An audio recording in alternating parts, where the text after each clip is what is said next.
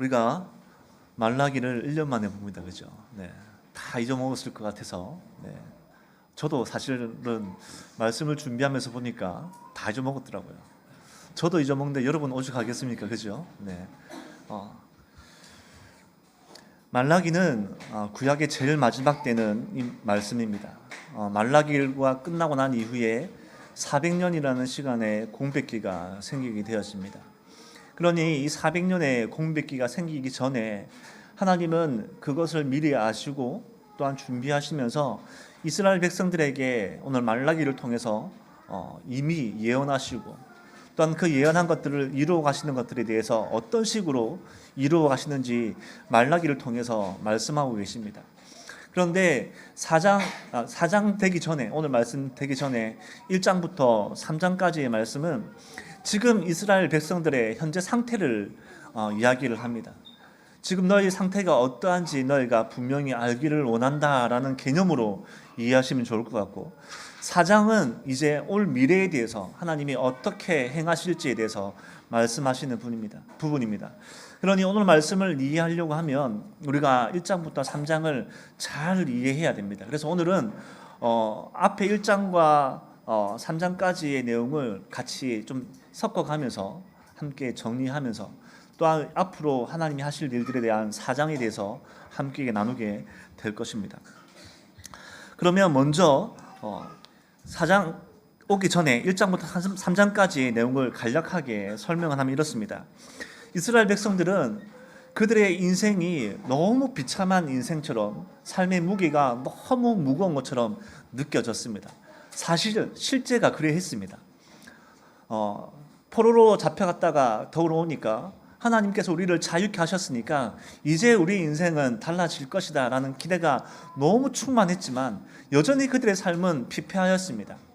그러니 그들의 삶에서 너무 피폐한 가운데 여전히 하나님을 예비해야 되고 제사를 드려야 됨을 알고 있기에 그들은 하나님 앞에 제사를 드리는데 하나님이 원하지 아니하는, 하나님이 지정하신 방법이 아닌 자기들의 방법을 가지고 하나님 앞에 제사를 드립니다.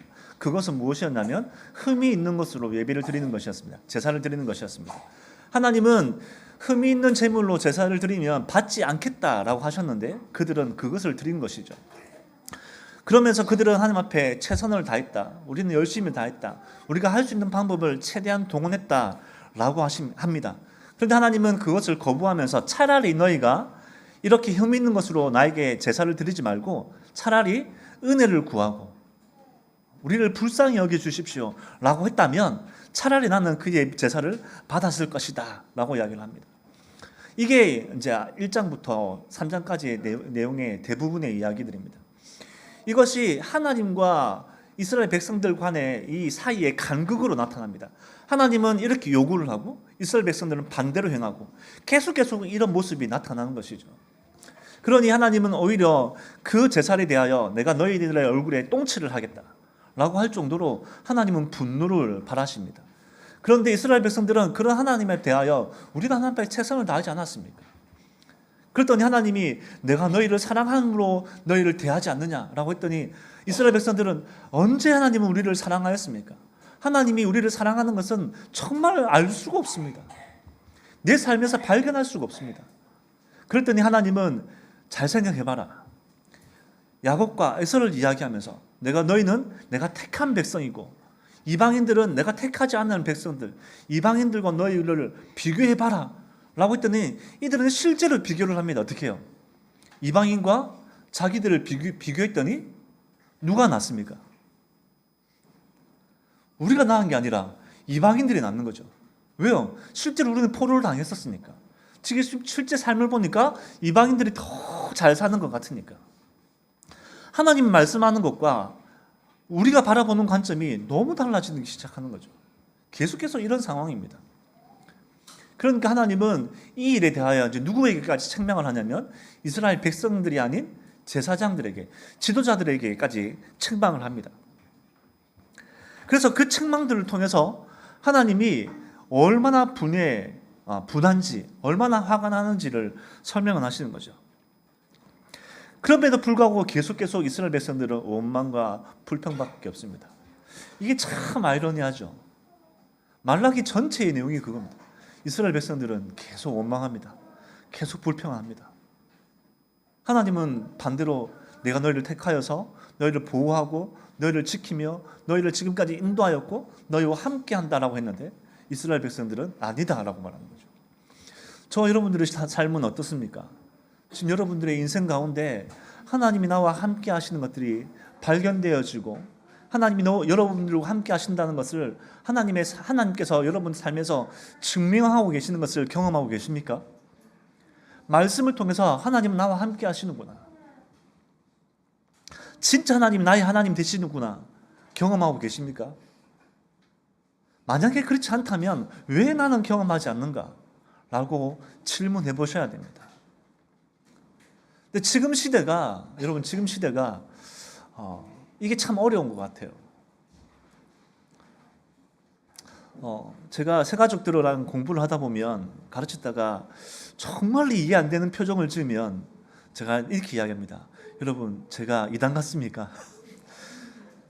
제가 너무 이상한 소리를 하는 것 같습니까? 라는 질문을 합니다. 왜 제가 이런 질문을 했냐면 실제 어떤 분이 제가 이런 것들을 가지고 이야기를 하니까 저를 보고 이단이라고 하였습니다. 너무 충격이었습니다. 그 이단이라고 했던 근거가 무엇이냐면 지금 우리나라의 수많은 교회들과 다른 이야기를 하는 저의 모습을 보고 이단이라고 하였습니다. 저는 이게 충격이었거든요. 만약에 제가 이렇게 나누고 신앙을 붙들고 있는 이 신앙이 이단이라고 하면 칼빈은 또한 루터는 종교개혁을 하면 안 되는 거였어요. 그들은 절대 종교개혁을 하면 안 되는 거였어요.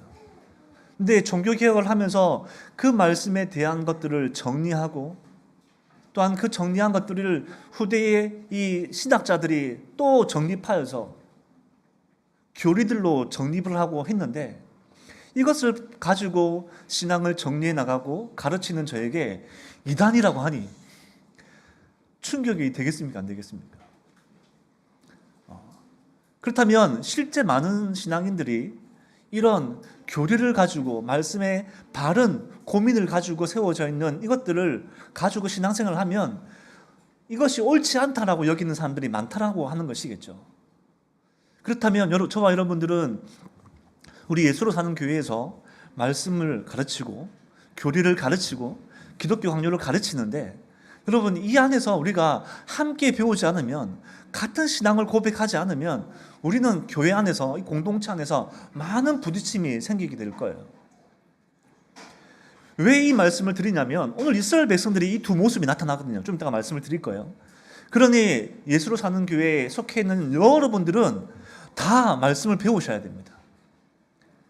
목사님이 제자반을 하는데 사실은 여러분 전체가 말씀을 배워야 돼요. 왜냐하면 그래야 우리는 같은 고백을 할 수 있기 때문입니다. 다른 이야기를 하지 않기 때문입니다. 서로의 신앙에 대하여 다른 이야기를 하게 되면 이렇게 판단하고 정죄하기 때문입니다. 네 신앙이 옳니? 내 신앙이 옳으니? 왜냐하면 이 신앙이 옳다라는 근거는 나의 삶의 경험을 통해서 말하는 거거든요. 이 말은 뭐냐면 우리의 모든 신앙이 내가 성경을 바라보는 것도 나의 경험의 관점으로 성경을 바라보기 때문에 네가 옳으니 내가 옳으니 하는 겁니다. 그러지 않으려면 우리가 기준되어지는 말씀이 있어야 되는 거죠. 그래서 여러분은 정말 모두가 한 명도 빠짐없이 말씀을 배웠으면 좋겠습니다. 그래서 서로가 서로에게 이런 비난하는 것이 아니라 말씀을 잘 정립할 수 있는 이 기초가 저와 여러분들에게 모두에게 있었으면 좋겠습니다. 그러려면 다 배우셔야 됩니다. 다 배우셔야 됩니다. 저를 보시고 다 배우셔야 됩니다. 아시겠죠? 다음 예능에 한번 보겠습니다. 올 초에 목사님이 추가로 제자반을 받으려고 했는데 실패를 하셨습니다. 네, 신청자가 없어가지고 내년에는 넘쳐났으면 좋겠습니다. 그래서 우리 예수로 사는 교회의 모든 성도가 우리 신앙을 바라보는, 성경을 바라보는 관점이 같았으면 좋겠습니다. 그래서 다른 이야기를 하지 않았으면 좋겠습니다. 오늘 이스라엘 백성들의 두 모습이 나타납니다. 분명히 한 이스라엘 백성인데 하나님은 두 백성으로 구분하신 것처럼 나타납니다. 우리가 말씀을 다시 한번 읽어봅시다. 1절과 2절을 같이 한번 읽겠습니다. 시작. 만군의 여호와가 이르노라 보라, 영광로 불같은 날이 이르리니 교만한 자와 악을 행하는 자는 다 지푸라기 같을 것이라. 이는 내 이름을 경외하는 너희에게는 공의로운 해가 떠올라서 치료하는 광선을 비추리니 너희가 나가서 외양간에서 나온 송아지같이 뛰리라. 1절과 2절이 한 백성이지만 두 개의 모습으로 나타납니다. 하나는 어떻게 해요? 교만하고 악을 행하는 자라고 분리를 하시고, 하나는 하나님을 경외하는 자로 분리를 하십니다. 그래서 이 두 분리되어진 이 백성들이 하나는 심판날에 재와 같이 멸망한다라고 이야기를 하고, 하나는 외양간에서 나온 송아지같이 뛰리라 라고 말하는 이 모습이 두 가지의 모습으로 나타납니다. 그러니 한 백성이지만 두 가지의 모습으로 보여지는 거예요. 오늘 이 시대도 마찬가지입니다. 오늘 이 하나님의 말씀이 다른 이방인들에게 하는 말씀이 아니라 하나님의 백성인 이스라엘 백성들에게 하시는 말씀이에요. 너희 중에 나를 경외하는 자가 있고 너희 중에 악을 행하고 교만한 자가 있다 라고 말씀하시는 겁니다. 그러니 이 말씀 가운데에 분명히 교만하고 악을 행하는 자는 누구냐면, 방금 제가 전까지 이야기했던 이스라엘 백성들을 대하여 하나님께 원망하고 하나님이 그들을 사랑한다라고 하였지만, 하나님이 우리를 어떻게 사랑하십니까? 내가 너희에게 흠이 있는 곳으로 제사를 드리지 말라고 하였지만 흠이 있는 곳에서 제사를 드렸던 그의 모습들, 이 모든 것들이 교만하고 악을 행하는 자라고 이야기를 하는 겁니다. 하나님을 경외하는 모습이 전혀 없는 것이죠.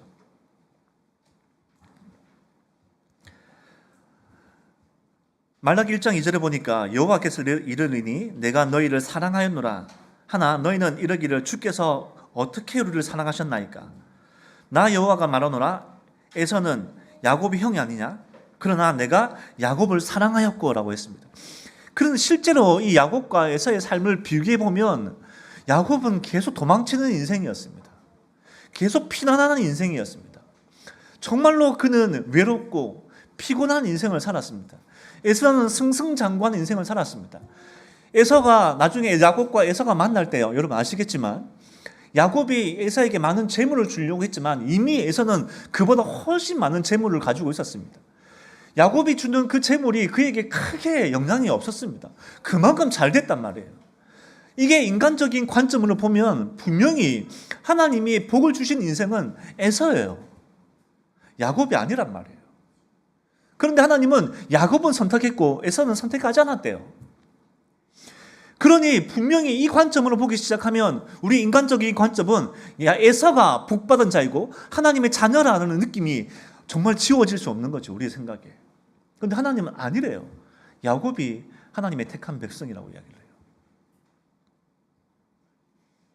여러분은 신앙생활을 할 때 무엇이 하나님의 자녀라고 바라보고 계십니까? 어떻게 들으면, 어떤 이야기를 들으면 이게 진짜 하나님의 자녀의 인생이구나 라고 느껴지십니까?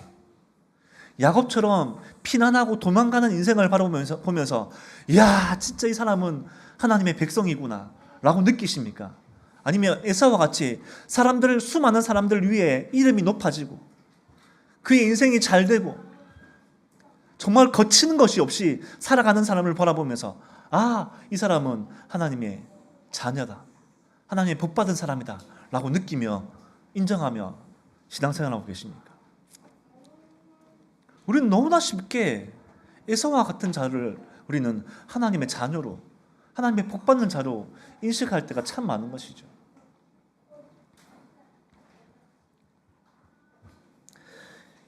이런 일이 왜 일어날까요?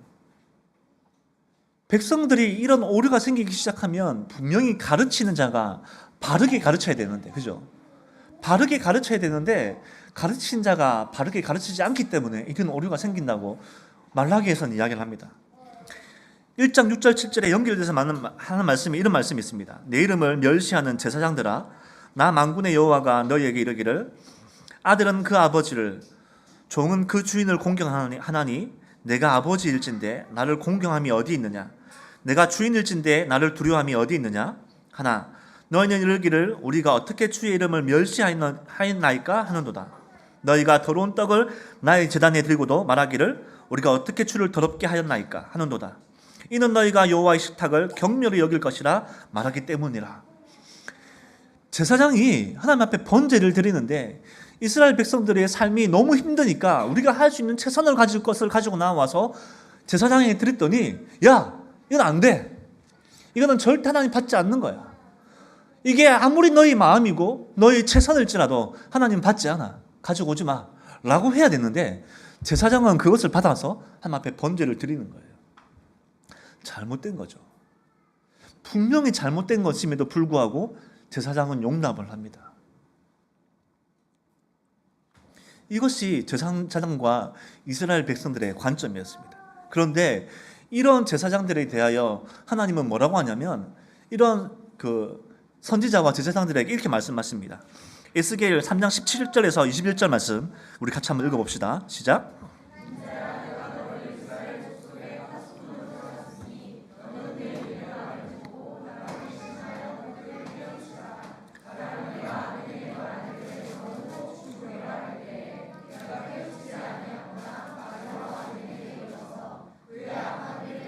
생명을 구원하게 하지 아니하면 그 악인은 그의 죄악 중에서 죽으려니와 내가 그의 핏값을 내 손에서 찾을 것이고 내가 악인을 깨우치되 그가 그의 악한 마음과 악한 행위에서 돌이키지 아니하면 그는 그의 죄악 중에서 죽으려니와 너는 내 생명이 보존하리라.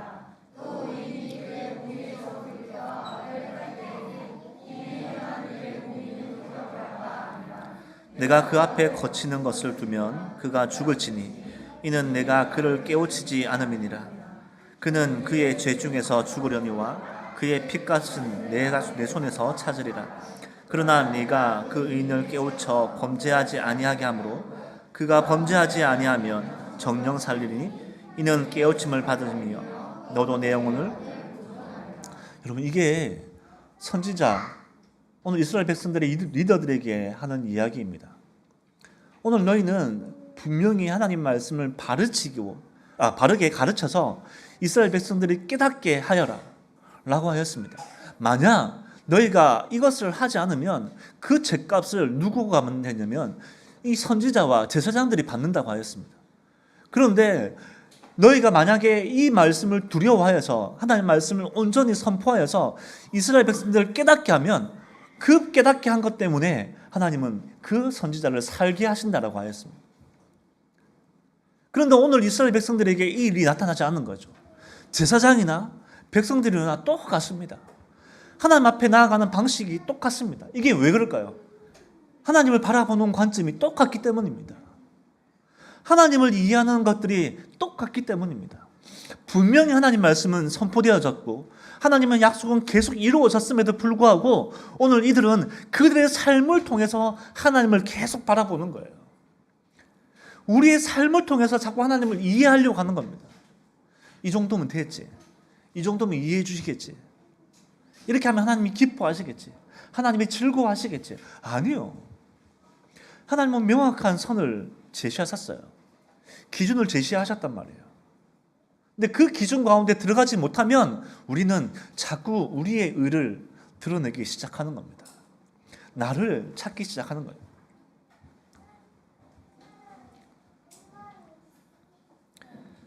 하나님은 분명히 이스라엘 백성들에게 이렇게 요구하셨어요. 그러면 여러분이 말씀을 들을 때 여러분이 귀에 좋은 이야기를 듣고 은혜가 된다 라고 해야 될 게 아니에요. 정말로 그게 은혜인지 아니면 그냥 내 안에 감동인지 구별을 하셔야 됩니다.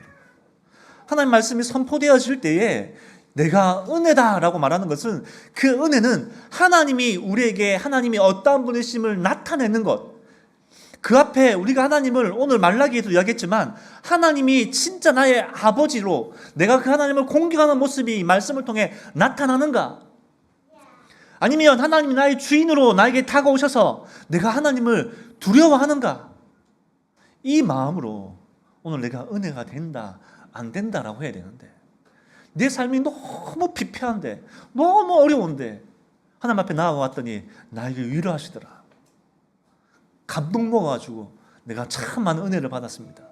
여러분, 그건 은혜가 아니에요. 여러분, 제 이상한 소리 합니까? 또 이단 같습니까? 은혜가 아니에요, 그거는. 여러분, 절대 은혜가 아닙니다. 여러분, 그런 감동은 세상에서 너무 잘 줍니다. 드라마만 봐도 이런 감동을 너무 잘 받아요. 제가 한때 그랬습니다. 예전에 한 드라마를 보고 OST를 듣고 제가 눈물을 흘렸습니다. 너무 큰 감동이 되는 거예요. 거기에서 노래가 이런 가사가 있었습니다. 한 발 다가가면 두 발 도망가는. 그걸 듣고 얼마나 감동되는지 몰랐습니다. 진짜 이게 은혜다라고 했었어요. 왜냐하면 제가 하나님 앞에 그런 존재를 보여줬거든요. 하나님 나에게 한 발 다가가면 두 발 도망가는 그런 존재. 끝까지 나에게 다가오시는 그런 하나님. 이거는 감동이잖아요, 여러분. 은혜가 아니란 말이에요.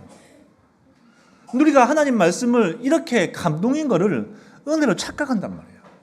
아니에요, 여러분. 다시 한번 말씀드리지만 아니에요. 그거는 은혜가 아닙니다, 여러분. 그냥 감동이에요. 그저 위로일 뿐입니다. 여러분, 이 위로와 감동을 말씀을 통해서 찾지 마세요, 여러분. 절대 말씀을 통해 찾지 마세요. 정말 위로받고 싶으면 드라마를 보세요, 차라리. 이해되시죠? 정말 위로받고 싶으면 요즘 상담 많던데 그거 한번 보세요. 공감대가 확 되면서 위로가 확 되실 거예요. 이해되시죠? 안 되십니까? 차라리 그걸 보시라니까요. 정말로 도움이 필요하면 그런 것을 찾으세요. 그게 훨씬 여러분들에게 유익하다 생각이 되어집니다. 말씀을 들을 때는 하나님이 오늘 하나님의 백성된 나에게 무슨 말씀하시는가? 정신 바짝 차리고 들어서 오늘 나에게 경고하시는 말씀은 무엇인가? 라고 우리는 들어야 합니다. 그 경고의 말씀을 듣지 않으면 우리는 여전히 우리 죄악 가운데 이스라엘 백성들과 똑같은 행위를 하게 될 거예요. 하나님, 언제 나를 사랑하셨습니까? 내가 이렇게 비참한 인생을 살고 있는데, 내가 이렇게 정말 외로운데, 내 남편도 내 편 같지 않은 이 인생을 살고 있는데 언제 나를 사랑하셨습니까? 라고 고백할 거예요. 하나님, 지금 이 나라에 살고 있는 내가 집 하나 없는데 하나님 나를 어떻게 사랑하셨습니까? 라고 이야기할 거예요. 왜 이들이 이런 모습이 나타납니까? 왜 이들이 오늘 이런 모습이 나타나냐면 2절에 명확하게 이야기합니다. 내 이름을 경외하는 마음이 없기 때문입니다. 경외가 이 두 가지를 완전히 나누어 버립니다. 이해되세요? 하나님을 경외하는 마음이 오늘 내가 교만함과 악을 행하는 모습과 하나님 앞에 내가 어떻게 살아야 될 것인가가 명확하게 구분되어진 단어가 경외라는 단어입니다. 이 경외라는 단어는 우리가 아까 조금 전에 읽었지만 말라기 1장에서 7절 이하에 보면 아버지와 주인으로 표현을 합니다. 하나님은 아버지일진데 공경함이 어디 있느냐라고 말하고 주인인데 두려워하는 마음이 어디 있느냐라고 이야기를 합니다. 경외는 이 두 가지가 같이 포함되어져 있는 단어가 경외입니다. 이것을 우리가 신약에서는 제가 보기에 탕자의 비유가 이 경외에 대해서 제일 잘 보여주는 아주 재미있는 이야기라고 생각이 되어집니다. 누가복음 15장 21절 이하에 보면 탕자의 비유에 대해서 쭉 나옵니다. 이거는 뭐 안 보셔도 돼요. 저를 보세요. 다 아시는 내용이니까. 네. 아들이 있었지 않습니까? 두 아들이 있는데 한 아들이 아버지한테 아버지 유산을 미리 저에게 상속해 주십시오. 참 좋았겠죠. 유산 받을 상속이 많으니까. 자녀분들 그랬으면 좋겠잖아요. 그죠? 부모님에게 유산 받으면 얼마나 좋을까요? 그죠? 안 좋은가 보네요. 네. 네. 여튼 유산을 미리 상속해달라고 했더니 아버지가 재산을 쪼개서 줍니다. 그랬더니 그 유산을 가지고 나아가서 방탕한 인생을 살죠. 사실은 우리가 보기에는 방탕하다라고 이야기를 할지 모르겠지만 실제 이 아들은 방탕한 인생이 아니었을 거예요. 그냥 이게 재미있고 즐겁고 이게 나에게 정말로 유익하다라고 했을 거예요. 아니었을까요? 그랬을 거예요. 그런데 이 모든 돈을 다 쓰고 났더니 이제 내 삶이 이제는 엉망이 된 거예요. 그래서 어떻게 합니까? 이제 아버지에게 돌아가죠. 아버지에게 돌아갔더니 이제 자기의 처지가 보이기 시작합니다. 그전에는 아버지와 함께 살 때는 내가 아버지의 아들로서 막 살았는데, 하고 싶은 건 다 누리며 살았는데, 유산을 받아서 나갔더니 자기 하고 싶은 건 마음껏 할 수 있었어요. 내가 원하는 건 마음껏 할 수 있었어요. 근데 다 쓰고 났더니 없죠. 아버지에게 갔더니 이제 내 처지가 보이는 거예요. 내가 얼마 전까지만 해도 돼지와 함께 뒹굴면서 돼지가 먹는 열매를 내가 먹었는데, 그런 내 모습이 비춰지고 또 과거에 내가 아버지에게 했던 행동들이 보여지면서 어떻게 행합니까? 아버지한테 가서 이제 내가 아버지의 아들로 살 수가 없습니다라고. 정말 아버지를 할 수 없습니다. 나를 불쌍히 여겨서 나를 받아놔 주세요. 그냥 내가 이제 아버지 앞에서 이래도 되니까, 일하면 먹고 살 수만 있다면 그게 나에게 유익하니까 그렇게만이라도 나를 불쌍히 여겨서 받아주세요 라고 한단 말이에요. 여러분, 이게 경외예요. 여러분, 그 말은 뭐냐면 하나님 앞에 아버지라는 존재가 이제는 그전에 내가 알고 있던 아버지가 아니라 아버지에 대한 개념이 완전히 새로워진 겁니다.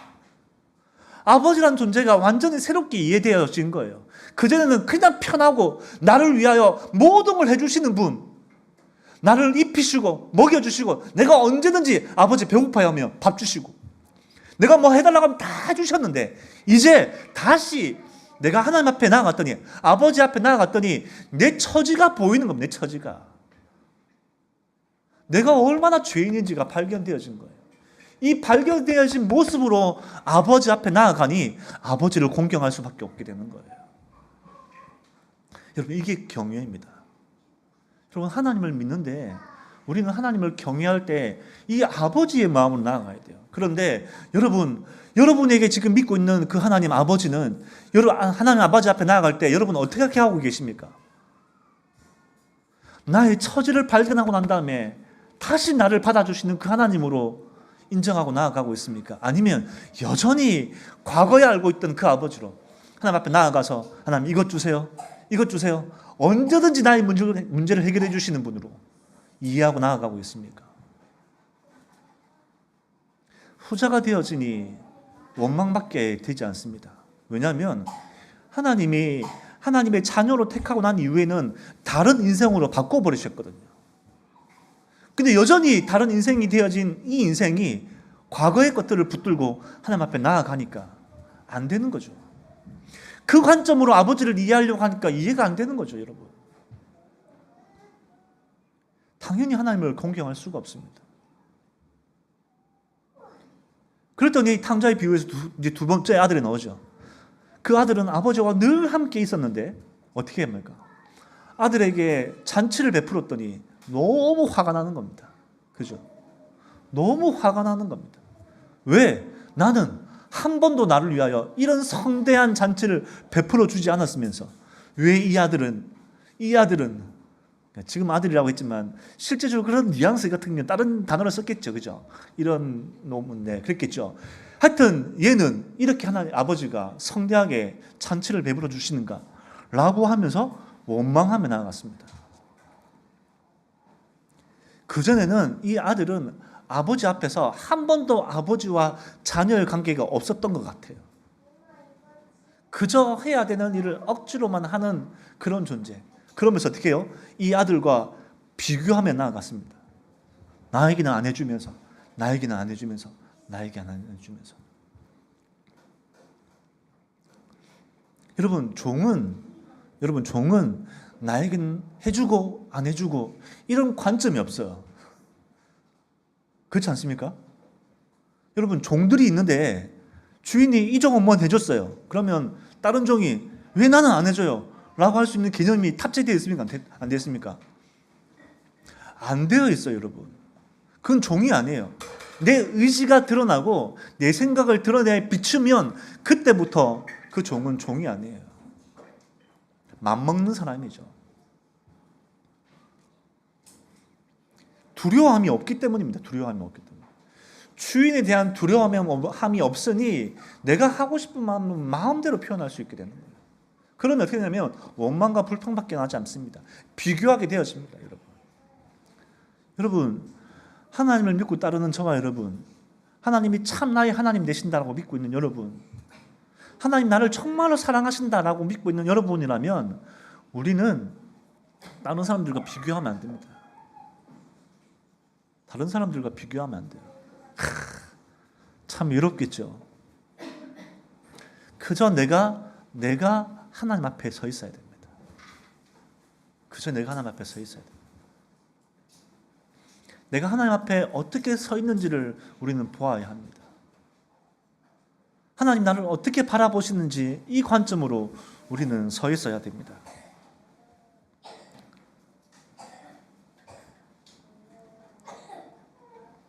결국 하나님을 교만하지 않으니 결국 이스라엘 백성들은 교만하게 되고 악한 일을 행하는 자가 되어졌습니다. 여러분, 이 악한 일이라고 하는 게 실제로 이스라엘 백성들이 다른 누군가를 피해를 입히거나 누군가를 해악을 끼쳤던 것이 아니라 오늘 말씀 말라기를 보면 그저 하나님 말씀에 불순종한 모습만 가지고 이야기했습니다. 그것만 가지고도 악하대요.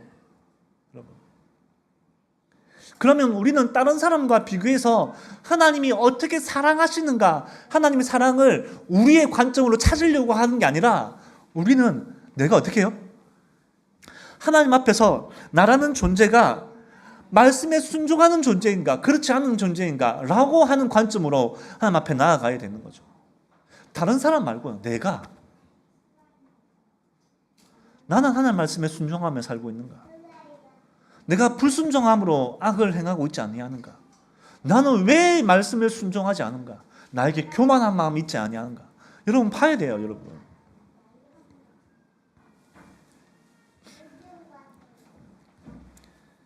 그러니 오늘 이 교만한 자와 악을 행하는 자는 어떻게 하냐면 용광로에 불같은 날에 이를 일러서 그 지푸라기와 같이 만드시겠다라고 이야기하셨어요. 여러분 두려운 이야기입니다. 무서운 이야기입니다. 다시 한번 말씀드리지만 이 이야기는 이방인들에게 했던 이야기가 아니라 이스라엘 백성들에게 했던 이야기입니다. 너희가 진짜로 교만하고 악을 행하면 지푸라기와 같이 만들겠다라고 한 거예요. 여러분 혹시 지푸라기 삼겹살 먹어봤습니까? 안 먹어보셨어요? 하여간 지푸라기에 불을 한번 탁 짚으면 순식간에 이 지푸라기가 확 타버립니다.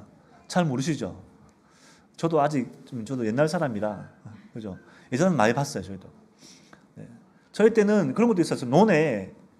논이나 밭에 이런 이제 모내기 하기 전에 병충해를 없애기 위해서 불을 지펴서 다 태워버리는 일들을 했었습니다. 지금은 안 하지만 그죠.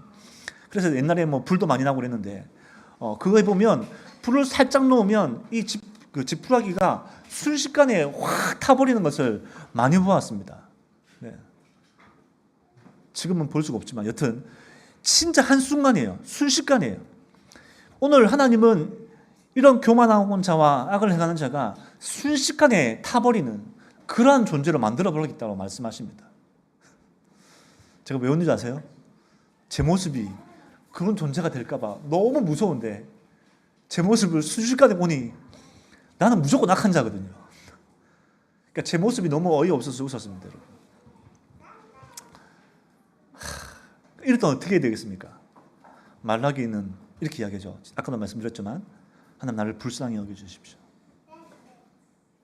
내가 하나님 앞에 할 수 있는 게 없습니다. 나는 그냥 죄덩어리입니다. 하나님의 긍휼하심이 아니면 나는 이 지푸라기와 같습니다. 이런 심정으로 하나님 앞에 나아가게 되면 우리는 교만할 수가 없어요. 나라는 존재가 보여지는데 어떻게 교만할 수가 있겠습니까? 내 죄가 얼마나 큰지 발견되어지는데 하나님 앞에 두려워하는 마음이 없겠습니까? 이 지푸라기와 같이 순식간에 타버리는 존재가 나인데 여러분이 아니라는 것을 확신하십니까? 여러분이 이 지푸라기와 같은 인생이 안 될 것이라는 것을 확신하십니까?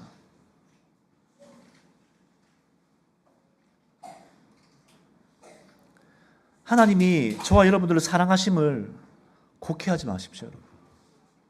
내가 기대하는 것으로 사랑을 말하지 마세요. 하나님은 오랜 시간 동안 말씀을 통해서 하나님의 사랑이 무엇인지 계속 말씀해 주셨어요. 구별하시면서 구분하시면서 말씀하셨다는 말이에요. 그렇다면 우리는 그 말씀을 통해서 나를 사랑하시는 것인지를 발견해야 됩니다. 하나님은 여러분을 사랑하십니까? 안 사랑하십니까? 뭘로 아십니까? 뭘로 아십니까? 오늘 2절의 말씀을 보니까 이렇게 하나님을 경외하는 자는 하나님이 어떻게 하신다고 하냐면 이렇게 말씀하시죠. 공의로운 해가 떠올라서 치료하는 광선을 비춘다라고 말해요. 여기서 여러분 잘못 이해하시면 안 돼요. 아, 하나님은 치료하시는 분이시구나 라고 이해하시면 안 됩니다. 다시 말라기는 구약이 끝남과 동시에 이제 신약으로 이어지기 전에 하나님께서 미래에 있을 이야기를 하고 계시는 거예요. 그러면 공의로운 해가 떠올라서 치료하는 광선을 비춘다라고 말하는 것은 오실 예수님에 대하여 이야기를 하고 계시는 겁니다. 예수 그리스도가 오시면 오늘 공의로운 해가 떠올라서 치료하는 광선과 같이 우리의 모든 죄의 문제가 해결될 것이다 라고 말하는 거예요. 여러분.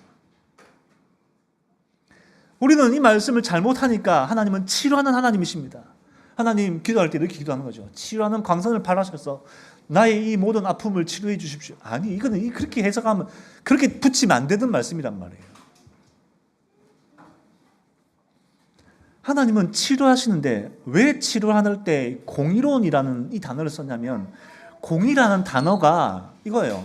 하나님의, 쉽게 말하면 하나님의 의가 하나님의 이렇게 만족된다라는 거예요. 너무 어려운 이야기죠. 너무 덥네 갑자기. 네. 무슨 말이냐면 예수 그리스도가 아니면 하나님이신 그분이 아니면 이 죄의 문제가 해결이 안 되는 거예요. 여러분. 우리 인간이 그 어떤 누구도 이 죄의 문제가 해결이 안 되니까 하나님은 하나님의 사랑을 어떻게 표현하셨냐면 우리가 잘 먹고 잘 사는 것으로 하나님의 사랑을 드러내시는 것이 아니라 어떻게 해요? 이 죄의 문제를 완전히 해결하시는 방법을 위해서 하나님이신 죄가 없으신 하나님이 이 땅 가운데 오셔서 이 죄의 문제를 해결하시는 것으로 하나님의 사랑을 증명하시는 겁니다. 여러분. 예수 그리스도 하나님이신 그분이 이 땅 가운데 오셔서 죽으심으로 말미암아서 죄의 문제가 해결될 때 그때야 하나님의 의가 만족된다 이 말입니다. 여러분. 하나님의 정의는 이런 거예요. 여러분. 하나님의 공의는 이런 거예요. 하나님의 공의는 이 죄의 문제를 하나님이 만족되어지셔야만 가능한 것이 공의란 말이에요. 그러니 오늘 이 말씀은 공의로운 해가 떠올라서라고 하는 것은 예수 그리스도가 오셔야만 이 죄의 문제가 해결된다라고 하는 거예요. 여러분, 얼마나 영광스럽습니까? 나에게 이 죄의 문제가 해결된다라니. 여러분, 이 감정은, 이 기쁨은 누구만 느낄 수 있냐면 나의 존재를 인식한 사람만 느낄 수 있습니다. 내가 얼마나 비참한 인생인지, 얼마나 죄 가득한 인생인지, 그냥 죄덩어리 인생인 줄 그 누구도 이 죄의 문제를 해결할 수 없다라는 것을 인식한 자만 이 기쁨과 감격을 누릴 수 있습니다. 나는 아닌데, 나는 죄 없는데, 나는 그 정도는 아니야 라고 하는 사람은 절대 이 기쁨을 누릴 수가 없어요.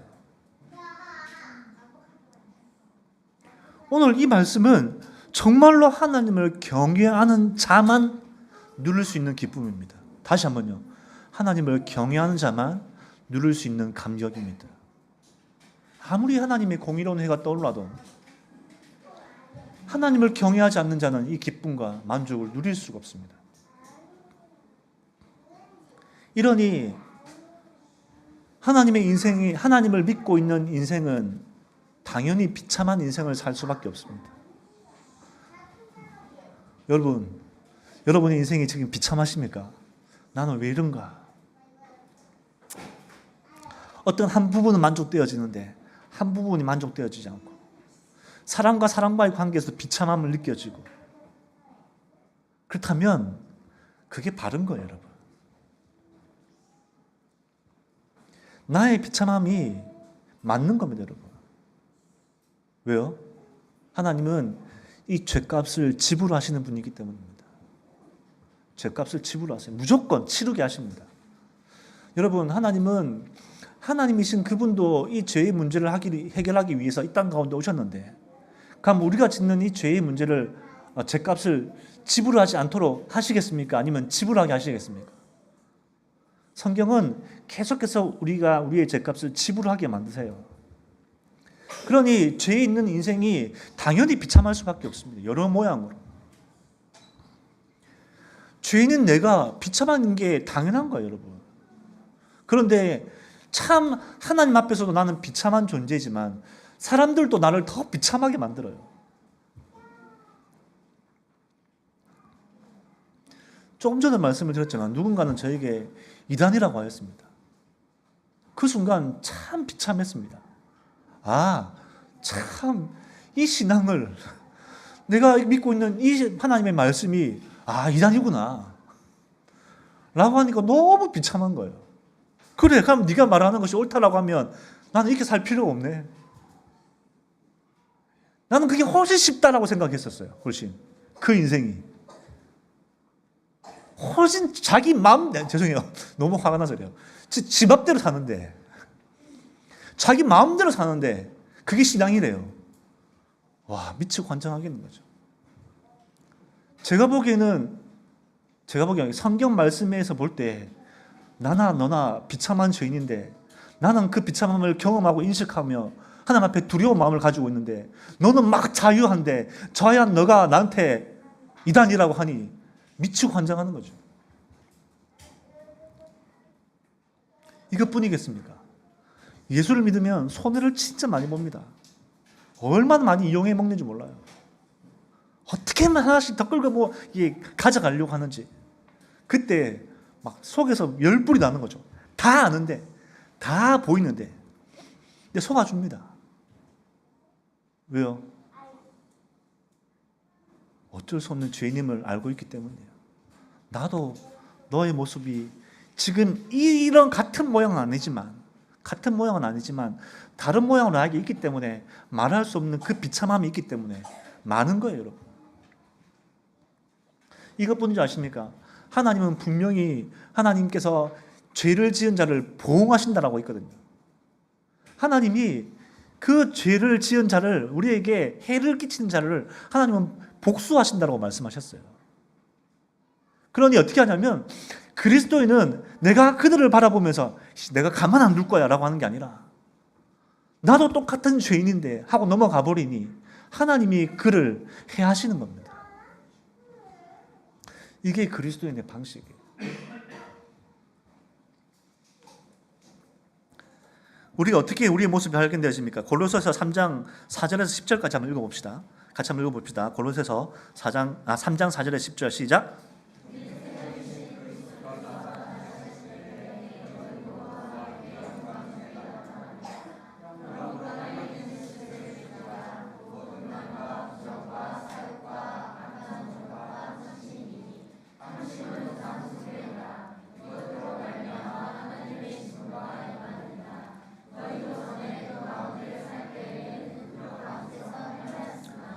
이제는 너희가 이 모든 것을 벗어버리라.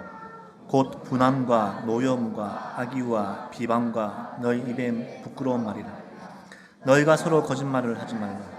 옛사람과 그 행위를 벗어버리고 새 사람을 입었으니 이는 자기를 창조하신 이의 형성을 따라 지식에까지 새롭게 하시며, 하나님은 우리의 지식까지 새롭게 하시는 분이래요. 이 말은 뭐냐면, 바울도 이야기를 했지만 그 전에 자기가 알고 모든 지식을 배설물로 여긴다는 말이 이 말이에요. 완전히 새로운 지식이 나에게 탑재되는 겁니다. 내 과거의 모든 지식은 리셋되고 새로운 지식이 나에게 들어오는 겁니다. 이 과거의 지식은 나의 경험과 공부한 모든 것들로 우리는 지식이 만들어지는데, 내가 예수 그리스도를 믿고 난 이후에 이제 그 모든 지식을 리셋시키고 하나님의 말씀으로 다시 살아가는 것, 이게 나에게 일어나야 되는 거예요. 지식이까지 새롭게 하는 거예요. 이런 자는 어떻게 되냐면, 당연히 나에게 있는 모든 것들이 죄인임을 발견되는 거예요. 나에게 음란함이 있고 부정함이 있고 사욕함이 있고 악한 종력이 있고 탐심이 있고, 그것뿐만 아니라 나에게 분함이 있고 노염이 있고 악의가 있고 비방이 있고, 또 내 입에서는 부끄러운 말을 하고 거짓말을 하고 옛사람과 같은 모습이 계속 드러나면 우리는 발견할 수밖에 없어요. 그런데 우리에게 새로운 지식이 들어옴으로 말미암아서 이런 것들을 끊어내는 일들을 우리는 해야 한다라는 거예요. 왜요? 새로운 지식이 들어왔으니까. 아, 이것이 죄구나. 하나님이 진노하신다라고 하셨으니 진노하시는 하나님을 우리가 기억하고 그 두려움 가운데 이것을 끊어내는 연습을 해야 한단 말이에요. 여러분, 하셔야 돼요, 여러분. 그러려면 내가 발견되어져야 되잖아요. 이렇게 말하면 제가 부끄럽습니다, 사실은. 저는 못하거든요. 이렇게 당당하게 이야기합니다, 그죠? 안 되더라고요. 진짜 안 돼요. 누군가한테 저를 해를 끼치려고 하면 그 순간 분이 막 올라오는데, 저만 그렇다 칩시다. 네. 분이 막 올라오는데 정말 분이 확 납니다, 그냥. 좋게 이야기해서 그렇죠. 네. 분이 납니다. 근데 진짜 놀라운 거는 뭐냐면 이 말씀이 기억도 안 납니다. 하나도 없습니다. 그냥 과거의 모든 지식이 저에게 있습니다. 어떻게 하면 저 사람을 어떻게, 그러면 새 사람을 입은 자의 모습입니까? 아니에요, 여러분. 그 순간 하나님 말씀이 기억이 나야 됩니다. 말씀이 기억나서 아하, 그 분한 내 모습을 바라보며 아, 난 아직 새 사람을 입은 자의 모습이 아니구나. 난 아직 새 사람을 입은 자의 모습이 아니구나. 발견되어져야 됩니다. 이게 그리스도인입니다, 여러분. 발견되어지는 자가 그리스도인입니다. 나는 발견 안 되는데, 여러분, 성질대로 산다면, 여튼 그걸로 산다면, 여러분, 자기 성질대로 산다면 아직 그거는 그리스도인이 아니에요, 여러분. 완전히 새로운 옷을 배웠거든요. 새로운 지식이 탑재되었거든요. 그러면 우리는 그 지식대로 따라가는 인생이 되어야 합니다. 여러분, 이런 비참함이 요것만 있습니까? 모세와 아론을 보면 나타납니다. 민수기에 보면 여러분 잘 아시는 여리고 정탐이 나오지 않습니까? 가나안 땅 정탐이 나옵니다. 이 이스라엘 백성들이 이제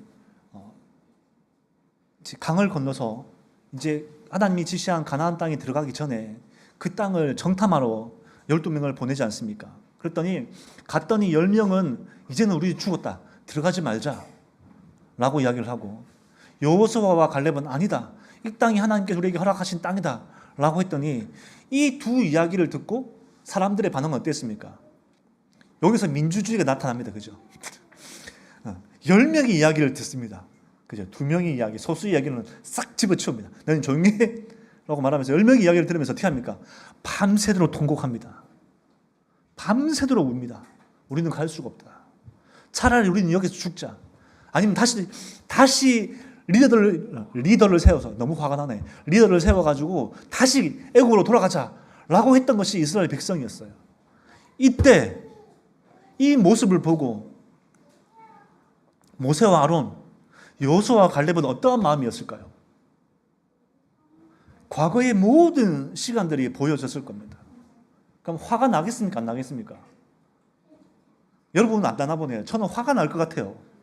저는 이 장면을 보면 진짜 너무 화가 났는데, 그러면서 말씀을 받는데 모세와 아론은 어떻게 하냐면 그들 앞에 엎드립니다. 비참함을 선택을 합니다. 차라리 이스라엘 백성들한테 엎드려서 흐느낍니다.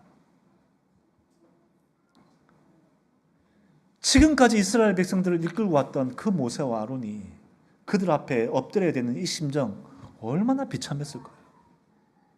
나 같으면 그랬을 거예요. 저 같으면 100%입니다. 하나님, 이 인간들 다 죽여버리십시오. 진짜 말도 안 되는 이 인간들 가만히 내버려 두지 마십시오 라고 저는 했을 거예요. 근데 그때 하나님이 먼저 선수를 치지 않습니까? 이스라엘 모세와 아론에게 내가 이들을 가만두지 않겠다, 내가 이들을 다 죽여버리겠다, 모세에게 이야기를 합니다. 하나님이 영광 중에 나타나셔가지고 이스라엘 백성들을 위해 나타나서 내가 다 죽여버리겠다 이렇게 안 하셨겠지만 네 하셨는데 모세가 반대 이야기를 하죠. 그 비참한 와중에 하나님 아닙니다. 하나님 이스라엘 백성 저희들을 지금까지 이끌고 오셨지 않습니까? 그래서 심지어는 우리도 하나님이 우리를 인도하신 건 압니다. 심지어 이방인들도 하나님 우리를 인도하신 건 압니다. 그래서 저 가나안 땅에 있는 저 왕들조차 두려워하고 있지 않습니까? 우리를. 왜요? 우리가 아니라 우리를 인도하시는 그 하나님을 바라보며 두려워하고 있지 않습니까? 하나님 이들을 불쌍히 여겨주십시오 라고 이야기를 합니다. 성경에는 그 모세의 말을 듣고 하나님의 마음을 돌이켰다라고 이야기를 합니다. 이건 돌이킨 게 아니에요, 사실은. 이거 막 이야기할 필요는 없겠지만 하여튼 돌이킨 건 아니고 이 모세의 심정은 하나님은 다시 한 번 더 드러내신 거예요. 모세의 마음을 드러내신 건데 여러분 비참한 와중에 진짜 하나님을 아는 자는 그 비참한 와중에 자기의 비참함을 바라보는 것이 아니라 무엇을 바라본다고요? 하나님을 바라보는 겁니다. 하나님의 일하심, 하나님의 인도하심을 고백하며 하나님 앞에 나아가는 게 이게 그리스도인이에요.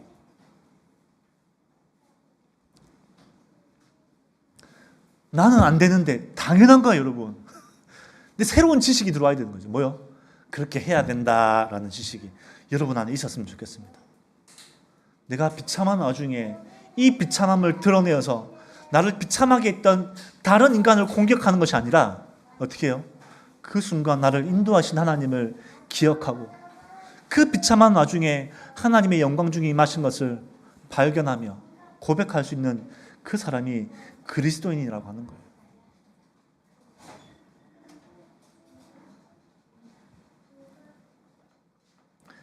오늘 저와 여러분들이 이런 은혜가 있었으면 좋겠습니다. 결국 하나님의 이 경외함이 우리가 바르게 이해되어져서 우리의 온 삶 가운데 하나님에 대한 지식이 말씀이 우리 안에 새겨짐으로 말미암아 새로운 인생으로 하나님만 의지하고 하나님만 붙들며 하나님만 참 사랑임을 우리가 기억하고 이 인생은 그저 내가 바라는 대로 살아가시는 것이 하나님을 믿는 것이 아니라 그 하나님의 선택하신 백성은 어찌하든지 간에 하나님은 인도해 나가신다는 것을 믿고 이 약속을 믿는 게 하나님의 백성인 거예요. 이런 자에게 하나님이 공의로운 해가 떠오른다고 했습니다. 이런 자에게 하나님의 공의가 만족된다라고 말합니다. 그러면 최후의 심판의 날에는 하나님의 이 공의가 이 악한 자에게는 완전히 멸하시는 일들로 나타나게 될 것입니다. 오늘 이 이야기를 하는 겁니다. 예수님이 이 땅 가운데 오신 것은 여러분 잘 기억했으면 좋겠어요. 우리에게 이런 공식이 기본적으로 있어요. 신앙생활 하다 보면 우리가 배워왔던 과정인데 내가 하나님이 예수 그리스도 하나님께서 나를 위하여 예수 그리스도를 보내주셨고 그 예수 그리스도를 말미암아 내가 구원을 받았다. 그 구원을 받은 나는 어떻게 해요? 하나님의 자녀가 되었다. 맞죠? 이 공식 있잖아요. 그죠? 그래서 이 자녀로 우리는 기쁨과 감격 가운데 산다라는 이 공식이 있어요. 그죠? 그런데 여러분 이 공식이 약간 문제가 있습니다. 왜냐하면 하나님이신 하나님이 예수 그리스도를 보내신 게 아니거든요. 하나님이 예수 그리스도를 보내신 게 아닙니다. 예수님이 오신 겁니다. 예수님이 자원하셔서 오신 겁니다. 이 죄의 문제로. 왜냐하면 그 예수님은 하나님이시기 때문이에요. 하나님이신 그분이 이 우리를 위하여 이 죄를 위하여 오신 겁니다. 나를 위하여 오신 게 아니라 죄를 위하여 오신 겁니다. 죄를 위하여 오셔서 이 죄의 문제를 해결하신 겁니다. 이 죄의 문제를 해결하셔서 하나님의 공의가 만족되어진 겁니다. 그런데 놀라운 은혜가 뭐냐면 그 만족 가운데 우리가 포함되어졌다는 게 이게 은혜인 겁니다, 여러분. 나를 위하여 오신 게 아니라 하나님이 죄의 문제를 해결하러 오셨는데 그 죄의 가운데 있는 내가 그 은혜 가운데 선택되어진 거예요. 선택되어진 게. 이게 은혜입니다. 왜 이러냐면 제가 왜 이렇게 이야기를 하냐면 여러분 사실 하나님이 나를 위하여 오신 거 맞아요. 그죠? 나를 사랑하시는 게 맞아요. 근데 우리는 너무 이것이 그 단어, 그 공식으로만 이해하니까 이스라엘 백성들과 똑같은 회개를 하고 있는 거예요, 여러분. 나를 사랑하신다면서요. 나를 귀히 여기신다면서요. 나를 위해 오셨다면서요. 자꾸 나가 되는 거예요. 아니에요, 여러분. 죄의 문제를 해결하고 오신 겁니다. 근데 그 죄의 문제를 해결하고 오신 가운데 내가 그 해결하시는 죄 안에 있는 나라는 존재가 하나님 거두어 주시는 하나님의 은혜를 입은 자로 선택하신 겁니다, 여러분. 이해가 되세요? 선택되어진 겁니다. 이게 감사한 일인 거죠. 하나님이 그냥 버리시는 존재가 아니라 하나님의 선택되어졌다. 그래서 이 죄의 문제가 해결되어졌다라는 이 은혜. 이게 하나님의 사랑입니다, 여러분. 하나님은 여러분을 사랑하십니다. 하나님은 진짜 여러분을 사랑하십니다. 이때 여러분이라고 말하는 것은 누구냐면 하나님의 택한 백성을 말합니다. 하나님의 택한 백성은 이 하나님의 사랑을 바르게 이해합니다. 하나님 나를 얼마나 사랑하시는지, 하나님 나를 얼마나 귀히 여기시는지, 나를 얼마나 귀히 여기시냐면 하나님이 죄의 덩어리인 나를, 죄밖에 없는 나를 이 죄의 문제를 해결해 주셔서 나를 구원의 길로 인도하신 그 선택하여 주심에 감사하는 인생이 무엇인지 아는 자입니다, 여러분. 여러분이 진짜 하나님의 사랑을 안다면 우리는 이 은혜를 입은 자로 인식하게 될 겁니다. 하나님 나를 진짜 사랑하시는군요. 정말로 사랑하시는군요. 이런 자는 어떻게 되냐면 이런 속담대로 살지 않습니다. 우리가 신앙생활 하다 보면 이런 속담과 같은 이야기를 많이 하거든요. 물에 빠진 자를 건져줬더니 보따리 내라 라고 하는 신앙생활 하지 않습니다. 우리는 너무나 쉽게 그렇게 신앙생활을 해요. 하나님 우리를 구원해 주셨는데, 하나님의 백성 삼아 주셨고, 이 죄에서 건져 주셨는데 하나님 앞에 맨날 달라고 하는 거예요. 주세요, 주세요. 다시 한번 말씀드리지만 하지 말라는 소리는 아닙니다, 여러분. 오해하지 않았으면 좋겠어요. 우리 처지를 하나님 앞에 고백할 필요는, 고백하는 건 문제가 아니에요. 그런데 문제는 뭐냐면 정말로 나를 위하여 자꾸 하나님이 계신 것처럼 하지 말라는 거예요. 근데 우리는 많이 그렇게 신앙생활을 한다니까요. 하나님이란 존재가 나를 위하여 있는 것처럼 우리는 착각하며 신앙생활을 한다고요. 왜요? 하나님을 경외하는 마음이 없기 때문입니다. 하나님을 공경함과 하나님을 두려워하는 마음이 없기 때문에, 이 경외가 없으니까 막 사라지는 거죠.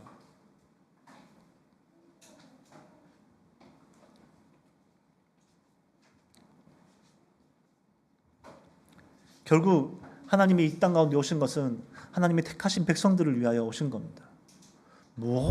인류의 모든 자를 위해 오신 게 아닙니다, 여러분. 모든 자를 위해 오셨다라고 하니까 어떻게 해요? 내가 믿기만 하면, 우리가 맨날 배우지만 믿기만 하면 구원이 얻게 되어지는 것처럼 여겨지게 되는 겁니다. 내가 원하는 식으로 말씀을 해석하는 게 되는 거예요. 근데 성경은 창세기부터 선택과 유기가 명확하게 나옵니다. 아까 말씀을 드렸던 야곱과 에사를 통해서도 우리는 선택과 유기가 나오지 않습니까? 내버려 두는 모습이 너무 많습니다. 이스라엘 백성들을 왜 이야기를 하고 계십니까? 구약에 계속 이스라엘 백성들을 이야기하고 있는 것은 하나님이 선택하신 이스라엘 백성들, 나머지 유기된 자들이라고 표현하시는 거예요. 그 가운데도 하나님은 이방인들 가운데도 선택한 자가 있긴 했지만 여튼 선택과 유기에 대해서 이야기를 하는 겁니다. 신약에도 마찬가지예요. 그런데 어떻게 예수 그리스도가 모든 자를 위해서 죽으셨습니까? 아니에요, 여러분. 하나님은 죄의 만족을 위하여, 죄의 문제를 해결하시고 하나님이 선택한 자를 위하여 하나님이 오신 겁니다. 그게 하나님 앞에 감사와 감격이 되어야 합니다. 왜 하필 나를, 왜 나 같은 자를, 이 저주받은 인생을. 이 고백은 정말로 하나님을 믿는 자들만 할 수 있는 고백입니다. 말라기는 이 이야기를 하는 겁니다, 여러분. 결국 이 죄의 문제가 해결되어졌더니 하나님 안에서 그 기쁨과 감격으로 뛰어놀 수 있는 은혜가 우리에게 찾아옵니다. 그런데 그 날이 오기 전에 우리는 계속 비참한 가운데 살 수밖에 없어요. 그러니 여러분이 인생이 비참하다면 우리가 감사하며 사십시다. 아, 예수를 믿으면 비참한 게 당연하구나. 예수를 믿으면 비참한 게 당연하구나. 비참한 인생. 주님 오시면 이 문제가 해결되어지겠지. 이 은혜가 있어야 됩니다. 3절 말씀을 보면 이것을 잘 보여줍니다. 또 너희가 악인을 밟을 것이니 그들이 내가 정한 날에 너희 발바닥 밑에 재와 같으리라. 하나님이 정하신 날 그때가 와야 우리가 어떻게 해요? 이 악인을 밟을 수 있는 기회가 온다라고 하는 겁니다. 참 슬픕니까? 지금 문제가 다 해결해졌으면 좋겠는데 아니요. 하나님이 정한 날입니다. 이게 우리에게 약속하신 말씀입니다. 그러니 하나님은 분명히 심판하시는 하나님이시고 또 어떻게 해요? 하나님은 또한 심판뿐만 아니라 어떻게 해요? 하나님의 의를, 하나님이 우리에게 기쁨과 한의를 약속해 주십니다. 우리가 이 죄악에 있는 모든 것들을 밟을 수 있는 그날이 오게 만드는 거예요. 예수 그리스도 오심으로 말미암아 이 죄가 완전히 밟아지게 되었지 않습니까?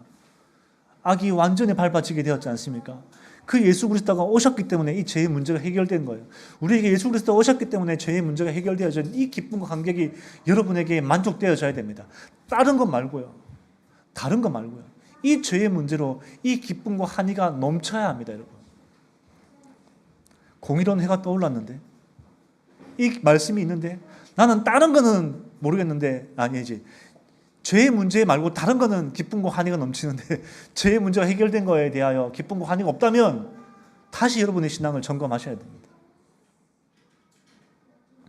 우리에게 가장 큰 영광스러움은 이 죄의 문제가 해결되어졌다는 이 기쁨이고 더 이상 우리가 악에 대하여 자유함이 생겼다라는 이 은혜가 우리에게 있기 때문입니다. 여러분. 더 이상 우리는 죄와 악에 대하여 마음껏 자유할 수 있습니다. 이 자유하다라는 것은 죄를 안 짓는다라고 하는 게 아니라 죄를 안 지을 수 있는 자유가 우리에게 있다라고 하는 거예요, 여러분. 원래는 우리는 그런 자유가 없었어요. 원래는 우리는 죄를 선택할 수밖에 없는 모양이었어요. 원래. 저와 여러분들은 원래 그런 존재라니까요. 그래서 하나님이 뭐라고 하냐면 원래 우리의 모든 생각은 악하고 죄덩어리라고 했어요. 모세 때, 노아 때부터 지금까지 똑같은 말씀이에요. 그러면 우리는 모든 게 죄인데 이제 죄를 거부할 수 없는 존재였는데 예수 그리스도가 오심으로 말미암아서 어떻게 해요? 이 죄를 안 지으려고 하는 자유가 우리에게 생긴 겁니다. 그러니 오늘 우리가 분명히 새로운 지식이 있음으로 말미암아서 아까도 말씀드렸지만 나에게 어떤 문제가 발생되어지면 더 이상 나는 이 죄를 짓지 않으리라. 나에게 이 자유가 있다는 것을 인식할 수 있게 되는 거죠. 원래는 아니거든요. 오늘 저와 여러분들의 이 은혜가 있었으면 좋겠습니다. 예수를 믿는다는 것은 결국 이 약속을 붙들고 사는 거예요. 여러분. 이 약속을 의지하며 사는 겁니다. 지금 당장 이 눈에 보이는 것들을 바라보며 사는 인생이 아니라 하나님이 말씀을 통해서 우리에게 약속하신 바를 붙들고 사는 겁니다. 그래서 오늘 하나님으로 인하여 만족되어지고 지금 내 비참함보다 하나님의 영광이 더 중요하게 여겨지며 지금 나의 어떠함보다 예수 그리스도가 더 중요하게 여겨지는 이 인생, 이게 예수 믿는 자의 모습입니다. 쉽지 않은 것 같습니다, 여러분. 정말 쉽지 않은 것 같아요. 여러분 모르겠죠. 저는 쉽지 않더라고요. 너무 어렵습니다. 때로는 그 어려움이 너무 커서 포기하고 싶을 때가 너무 많아요. 저는 그렇다는 거예요. 여러분 말고요. 진짜 많습니다. 진짜 힘들다. 나도 이단 소리 안 듣고 마음대로 살고 싶다. 정말 자유하고 싶다. 그건 자유가 아니고 방종이거든요. 경외함이 없는 건데 이 지식이 있으니 이게 더 무서운 거예요. 그러니 한도 끝도 없이 처량한 인생처럼 느껴질 때가 간혹 발생합니다. 그럴 때는 쓸쓸해지고 너무 외롭게 느껴지고 나는 왜 이런가? 나는 왜 이런가? 할 때가 간간히 있습니다. 근데 정말로 감사한 것은 그런 나를 끝까지 내버려 두시지 않고 계속 그 외로움 가운데 거하게 내버려 두시지 않고 하나님의 자녀가 어떠한 은혜를 누리는지 말씀을 통해서 계속 알려주시는 은혜가 있으니 그게 감사할 따름입니다. 여전히 하나님 앞에 교만할 수 없는 이유는 이 부분인 게 있죠. 결국 하나님 앞에 우리의 인생이 그저 우리가 원하는 대로 살게 되어진다면 그거는 하나님의 뜻이 아닐 수도 있습니다. 예수 그리스도를 믿고 믿음으로 말미암아 어려움이 오는 것을 당연하게 여기시고 그 가운데 내가 아닌 하나님이 드러나시며 하나님이 나타나시기를 소망하며 하나님만 영광 받으시며 하나님의 이름만 드러나기를 소망하는 그 지식과 그 마음이 여러분 온 삶에 나타나기를 간절히 소망합니다. 우리가 이 찬양함에 마쳤으면 좋겠습니다. 예수 하나님의 공의, 이 찬양을 보면 이런 가사가 있습니다. 예수 하나님의 공의, 주 독생자 그의 나라 임하시네. 예수 제물이 되신 주, 영광 중에 그의 나라 임하시네. 그 이후에 주의 나라 영원하며 그의 영광 무궁하리.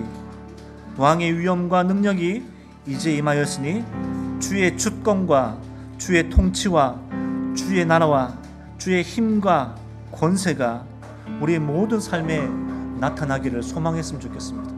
내가 아니라요, 나의 능력이 아니라, 나의 권세가 아니라, 내가 원하는 대로 사는 것이 아니라 하나님의 통치를 받기를 소망하며 나아가는 저와 여러분들 되기를 소망하면서 이 찬양하며 나갑시다. 예수 하나님의 공의, 예수 하나님의 공의,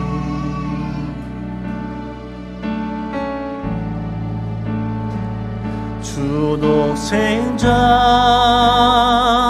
그의 나라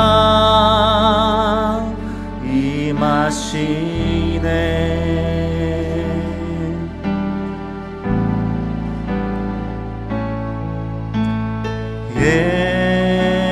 예수 제물이 되신 주,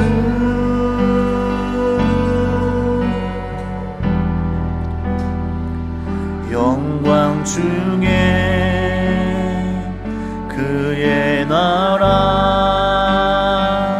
임하시네. 우리 처음부터 다시 예수 하나님의 사랑, 예수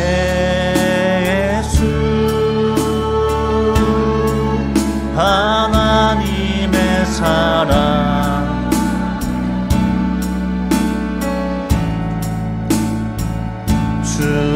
은혜와 말씀으로 나타났네. 예수 거룩한 하나님, 예수 거룩한 하나님,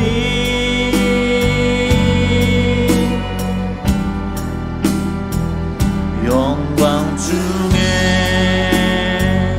그의 나라 임하시네. 주의 주권과 주의 주권 영원하며 그의 영광 무궁하리. 그의 영광 무궁하리. 왕의 위엄과 능력이 내게 임하였으니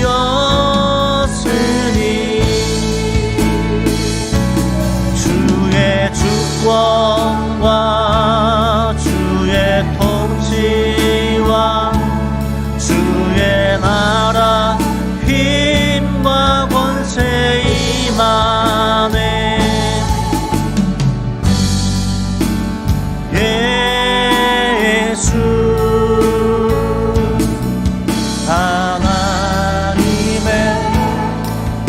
기도하며 나갑시다. 오늘 말라기를 통해 우리에게 말씀하시는 것은 지금 이스라엘 백성들의 삶이 어떠한 것을 하나님이 모르시는 게 아닙니다.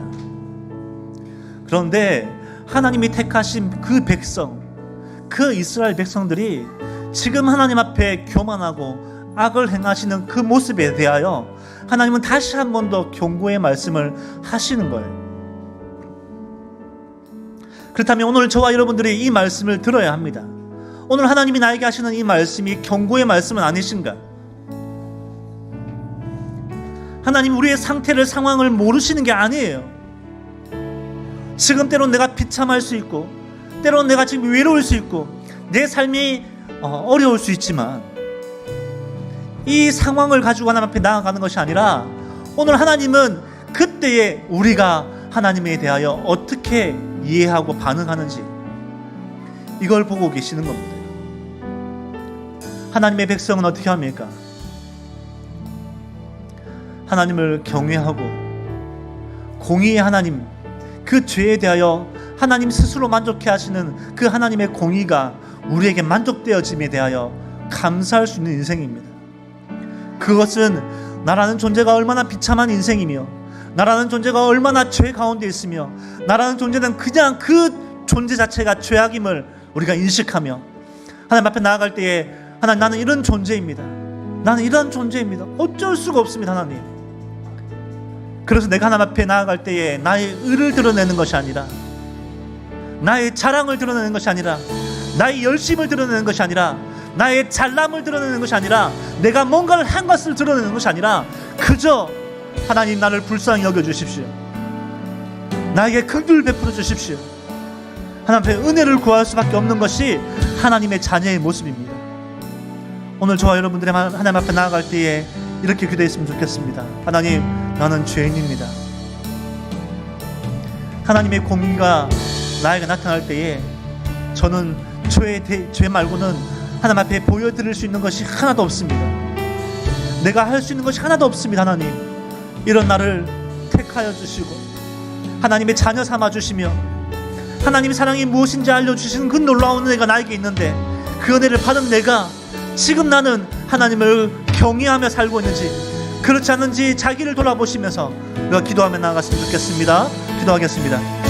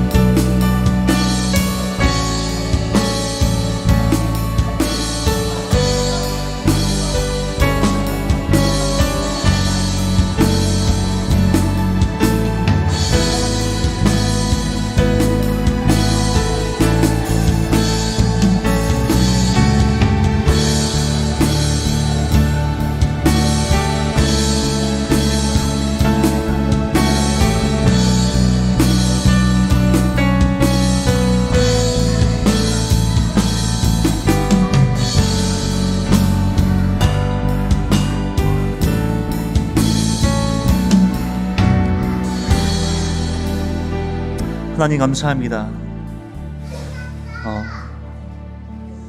하나님 앞에 나아갈 때에 우리가 하나님 앞에 보여드릴 것이 죄밖에 없습니다.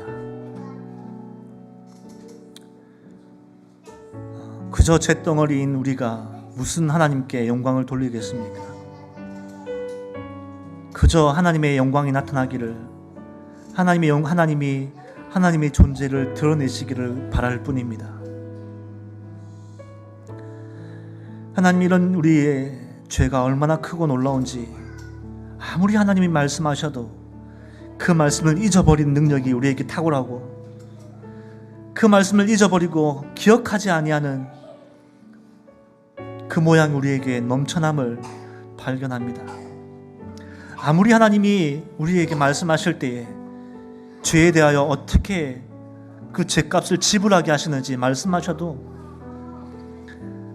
우리 그 정의 하나님에 대하여는 절대 기억하지 아니하시고 그저 하나님 우리를 사랑하지 않습니까?